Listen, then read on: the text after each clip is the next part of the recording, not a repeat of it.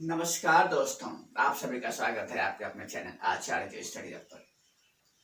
आज 12 जुलाई है, 12 जुलाई 2021 और आज का दिन जो है क्या मनाया जाता है? मलाला दिवस। आज कुछ 5 इंपॉर्टेंट करंट अफेयर क्वेश्चंस को दिया गया है। यहाँ पर इस चैनल पर इस करंट अफेयर क्वेश्चंस के आंसर तो दिए ही जाएंगे, इसके साथ साथ इन क्वेश्चंस को जो है विस्तार से एक्सप्लेन किया जाएगा, जिससे आपके करंट के क्वेश्चन के साथ साथ कुछ स्टैटिक जीके के भी प्रश्न आसानी से सॉल्व हो जाए। और इस कुछ प्रश्न को सॉल्व करने के बाद अगर आप इससे रिलेटेड ऑब्जेक्टिव क्वेश्चन को सॉल्व कर लेते हैं तो आपके प्रश्न हमेशा के लिए तैयार हो जाएंगे। तो अगर उन ऑब्जेक्टिव प्रश्नों को सॉल्व करना चाहते हैं तो इस वीडियो को देखने के बाद जो है आप हमारा टेलीग्राम चैनल आचार्य स्टडी हब को ज्वाइन कर सकते हैं और जिसका लिंक डिस्क्रिप्शन बॉक्स में नीचे दिया गया है। तो चलिए इन प्रश्नों को शुरू करते हैं। आज मलाला दिवस है, 12 जुलाई को मलाला दिवस मनाया जाता है। मलाला यूसुफजई अफगानिस्तान की रहने वाली थी।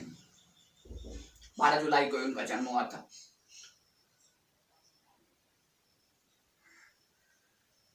दो 2012 में मलाला यूसुफजई जो है बालिकाओं की शिक्षा के लिए कि बालिकाओं को शिक्षा मिलनी चाहिए, इस बात का समर्थन कर रही थी। मतलब कि वो इस बात के लिए हर जगह लोगों से कहते थे कि बालिकाओं को शिक्षा मिलना उनका अधिकार है। लेकिन जो अफगानिस्तान में जो तालिबानी थे, उन तालिबानियों के द्वारा बालिकाओं को शिक्षा देना उचित नहीं समझा जाता था। इस बात का उन्होंने विरोध किया और उसी के चलते जो है 9 अक्टूबर 2012 को जो है इनके ऊपर तालिबानों के द्वारा गोलियां बरसा दी गई। इतने के बावजूद भी वो बच गए। बचने के बाद इनके अंदर और जोश आया और इन्होंने जो है केवल अफगानिस्तान में ही बालिकाओं की शिक्षा का समर्थन नहीं किया, बल्कि पूरे देश में, पूरे विश्व में जहां पर बालिकाओं के साथ अत्याचार होता था, जहां पर उनके शिक्षा नहीं दी जाती थी, उन सब जगहों पर गई और उनके हित में कार्य किया। और इसी के लिए 2014 में सबसे कम उम्र में, लगभग 17 वर्ष की आयु थी, 70 वर्ष की आयु में सबसे कम उम्र में नोबेल पाने वाली पहली महिला बनी। महिला ना कि बालिका बनी पहली। तो 2014 में नोबेल पुरस्कार मिला यूनो की तरफ से और 2014 में ही कैलाश सत्यार्थी और मलाला यूसुफजई दोनों को एक साथ नोबेल पुरस्कार दिया गया था। तो चलिए प्रश्न नंबर 1 पे चलते हैं। प्रश्न 1 है, हाल ही में चर्चा में रहा मोंटेनेग्रो देश की राजधानी कहाँ है? तो मैं तो इसके आंसर बताऊंगा ही आपको, लेकिन इसके पहले जाने कि आखिर मोंटेनेग्रो देश चर्चा में क्यों आया। तो आपने नाम सुना होगा चाइना का, शी कैपिटल बीजिंग, ठीक है, शी जिनपिंग नाम सुना होगा। तो हुआ क्या कि चाइना जो है कुछ समय पहले से जो है बेल्ट एंड रोड प्रोजेक्ट, उसके यहाँ चल रहा है क्या, बेल्ट एंड रोड प्रोजेक्ट। इसके तहत वो कर क्या रहा है कि जितने भी गरीब कंट्रीज हैं किसी भी कॉन्टिनेंट के अंदर, जो भी गरीब कंट्रीज है, उस गरीब कंट्रीज को धन देता है, पैसा देता है, और पैसा देना मतलब कर्ज देता है, और पैसे देकर के ये कहता है कि मैं ये चाहता हूं कि गरीब कंट्री अपने इंफ्रास्ट्रक्चर को डेवलप करे। क्योंकि जब इंफ्रास्ट्रक्चर डेवलप होगा, मतलब रोड बने, रोड बनाइए, पुल बनाइए, बिजली की सुविधाएं दीजिए, मतलब ये सारी चीजें अपने जिस देश में होगा उस देश का विकास होगा। लेकिन रियल में उसकी नीति ये नहीं होती है कि उस देश का विकास हो, बल्कि उस रियल में नीति ये होती है कि वो देश जिन देशों को देता है वो गरीब है। तो निश्चित है कितनी बड़ी धनराशि वो किसी न किसी कार्य के लिए ले लेंगे और भविष्य में जो उसका ब्याज होगा उस ब्याज का ही वो देश शायद भुगतान न कर पाए, क्योंकि गरीब है। और जब भुगतान नहीं कर पाएगा तो निश्चित है कि चाइना के द्वारा उस देश पर कब्जा कर लिया जाएगा या उसके कुछ लैंड को एक्वायर कर लिया जाएगा। तो यही चीज हो रही है किसके साथ, मोंटेनेग्रो के साथ। हुआ क्या था कि मोंटेनेग्रो ने कुछ समय पहले जो है कुछ राशि जो है लोन के रूप में लिया था कि भैया हमको रोड बनाना है तो कुछ पैसे दे दो। चाइना ने कहा ठीक है ले लो, पैसे दे दिया। लेकिन अच्छा एक और सबसे बड़ी बात कि मोंटेनेग्रो के अंदर जो कंपनी रोड को बना रही थी वो चाइना की सरकारी कंपनी थी और एक निश्चित समय में रोड बन भी नहीं पाया और चाइना को ब्याज देने का समय आ गया। जो कर्ज लिया था आपने, अब मोंटेनेग्रो को ब्याज तो देना ही है। ब्याज देने के लिए भी उसके पास पैसे नहीं है, तो निश्चित ही चाइना क्या करेगा कि मोंटेनेग्रो को कुछ न कुछ क्षेत्रों पर अपना कब्जा कर लेगा उसके बदले में, या लीज पर ले लेगा। लीज से देखिए बात याद आई कि श्रीलंका जो है चाइना से कुछ पैसे लिया था कर्ज पर, वो भी नहीं भुगतान कर पाया, तो श्रीलंका का जो हम्बनटोटा बंदरगाह है उसको 99 साल के लिए चाइना ने लीज पर ले लिया है। इसी तरीके से पाकिस्तान में भी कौन से क्षेत्रों को ले लेगा या ले चुका होगा। जिबूती में भी यही किया उसने, मालदीव के अंदर भी उसने यही किया। तो इस तरीके से चाइना जो है कहते हैं कि डेप्ट ट्रैप पॉलिसी, मतलब कि ऋण दो और ऋण के जाल में फंसा दो, यही काम वो कर रहा है। तो एक नया देश उसके चक्कर में आने वाला है, कौन? मोंटेनेग्रो। अगर ये भी पेमेंट नहीं कर पाए तो क्या हो जाएंगे? दिवालिया। ये भी दिवालिया हो जाएंगे, मतलब कि चाइना का इस पर कब्जा हो जाएगा। कुछ क्षेत्रों पर कुछ भी कर सकता है, आपका बंदरगाह ही ले लेगा, कोई भी क्षेत्र को ले सकता है। तो इसकी कैपिटल क्या है? पोर्टो गोरिको। पोर्टो गोरिको इसकी क्या है? कैपिटल है।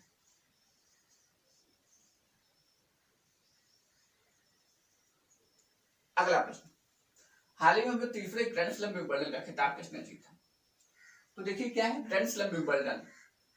तो जो ग्रैंड स्लैम विंबलडन है ना, ये टेनिस से रिलेटेड है। 4 तरह के ग्रैंड स्लैम होते हैं, याद कर लीजिए। ऑस्ट्रेलियन, फ्रेंच, विंबलडन और यूएस। और हर साल ये 4 होते हैं।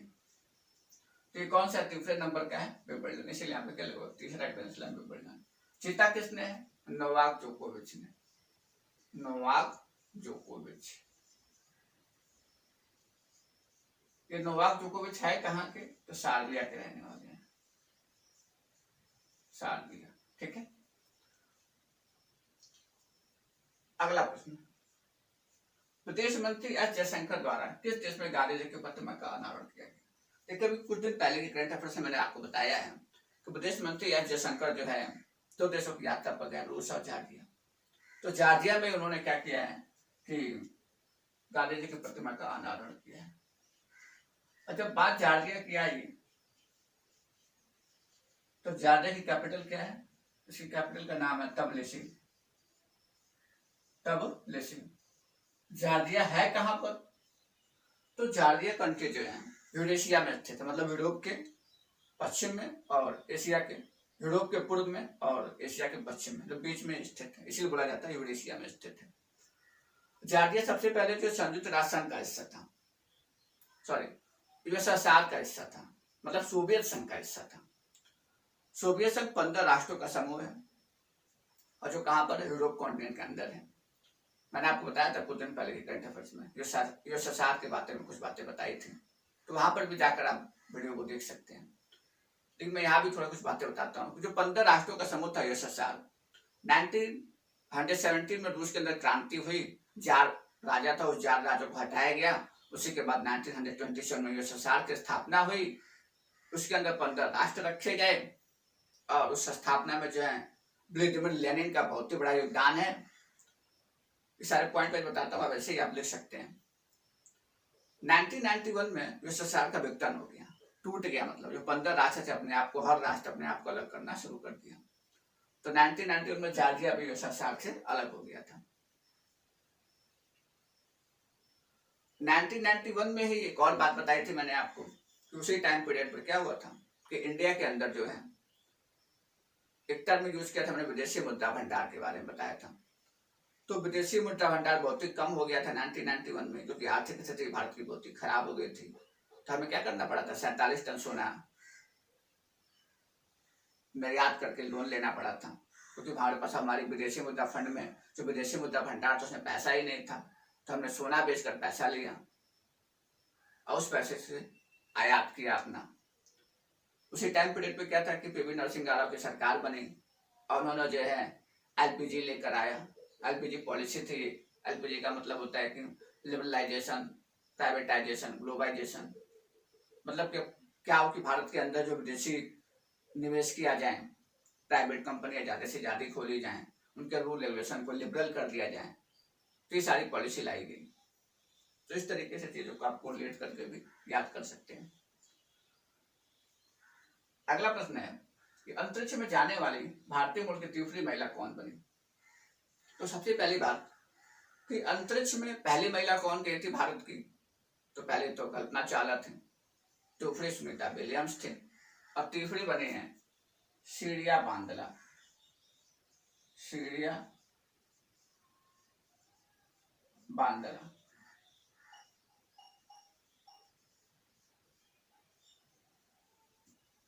और भारतीय मूल के ही प्रथम नागरिक थे जिसे बोला जाता है। प्रथम नागरिक कौन, डॉक्टर राकेश शर्मा, वो भी अंतरिक्ष गए थे। भारत के अंदर अंतरिक्ष कार्यक्रम का जनक किसे माना जाता है, अब मैं 4-5 पॉइंट्स बताता हूं, उसको आप ले सकते हैं कि भारतीय अंतरिक्ष कार्यक्रम का जनक डॉक्टर विक्रम साराभाई को कहा जाता है। 1962 में अंतरिक्ष अनुसंधान समिति बनाएगी, एक समिति बनी तो क्या करेगी, अंतरिक्ष पर अनुसंधान करेगी, अंतरिक्ष पर रिसर्च करेगी।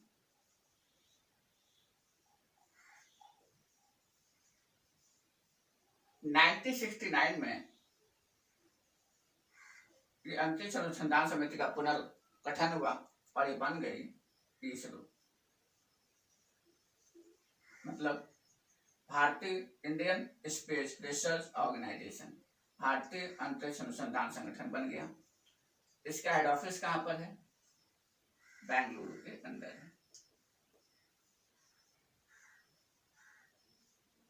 ठीक है, तो कुछ बातें हो गई अंतरिक्ष के बारे में, तो याद रखिए सीरिया बांदला। अच्छा, एक सबसे अच्छी बात ये कि सीरिया बांदला के साथ लगभग 6 लोग और गए, मतलब कि 7 लोगों का ग्रुप जो है अंतरिक्ष गया है और ये कोई साइंटिस्ट नहीं है। ये अब कुछ समय बाद क्या होगा कि अंतरिक्ष के अंदर भी टूरिस्ट, स्पेस टूरिस्ट हो जाएगा। एक कॉन्सेप्ट आ रहा है स्पेस टूरिस्ट का, मतलब कि आप अंतरिक्ष में भी जाकर घूम सकते हैं। तो ये जो 7 लोग हैं सीरिया बांदला के साथ, बाकी जो और 6 लोग हैं, ये सभी लोग अंतरिक्ष घूमने गए हैं। ठीक है, चलिए अगला प्रश्न है कि जल जीवन मिशन के तहत केंद्र सरकार द्वारा उड़ीसा राज्य को कितनी धनराशि दी गई है। जल जीवन मिशन केंद्र सरकार का मिशन था, 2019 में शुरू हुआ। इसका लक्ष्य ये रखा गया है कि 2024 तक जो है, हम 2024 तक क्या कर लेंगे, हर घर जल, ये लक्ष्य रखा गया है। हर घर क्या हो जाए, जल पहुंच जाए, यही लक्ष्य है। ये याद रखिए, एग्जाम में ऐसे क्वेश्चन पूछा जाता है कि हर घर जल लक्ष्य इस पॉलिसी के तहत कितने दिनों में पूरा किया जाएगा, कितने साल में, कब तक पूरा किया, 2024 तक। कितनी धनराशि दी गई है तो मैं यहाँ लिख देता हूँ, 3,323 करोड़ रुपए दिए गए हैं। इस मिशन के तहत लक्ष्य को पूरा करने वाला पहला राज्य कौन बना था, पहला राज्य था गोवा, उसके बाद तेलंगाना, अंडमान निकोबार, फिर उड़ीसा। मतलब 3-4 राज्यों ने जो है इस लक्ष्य को पूरा कर लिया। तो इस तरीके से आज का इंपॉर्टेंट करंट अफेयर्स हुआ, इसके कुछ स्टैटिक चीजें ही बताएं, करंट अफेयर्स क्वेश्चंस के आंसर मैंने दिया।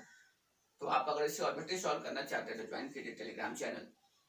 आप हमें Facebook page, Instagram page charge hub के नाम से भी आप हमें ज्वाइन कर सकते हैं। तो इस तरीके से पढ़ते रहिए, अपना ख्याल रखिए। अब वीडियो को देखने के लिए बहुत बहुत धन्यवाद। नमस्कार।